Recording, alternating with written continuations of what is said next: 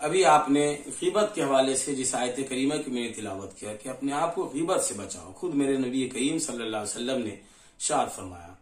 ابھی آپ نے کئی احادیث کریمہ سماعت کیا، اور غیبت زنا سے بھی بدتر ہے۔ نبی کریم صلی اللہ علیہ وسلم نے فرمایا کہ یہ غیبت زنا سے بدتر ہے۔ کسی نے پوچھا کہ یا رسول اللہ صلی اللہ علیہ وسلم یہ غیبت زنا سے بدتر کیوں ہے؟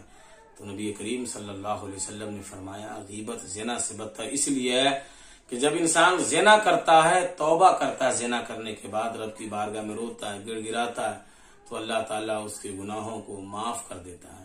لیکن جو آدمی کسی کی غیبت کرتا ہے، اللہ فرماتا ہے کہ میں اس وقت تک کہ اس کے گناہوں کو معاف نہیں کرتا، میں اس بندوں کو اس وقت تک کہ معاف نہیں کرتا ہوں جب تک کہ وہ نہ معاف کر دے جس کی شان میں اس نے غیبت کی ہے۔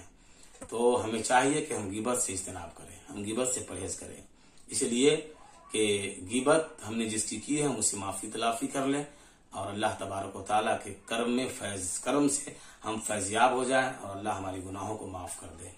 السلام علیکم ورحمۃ اللہ وبرکاتہ۔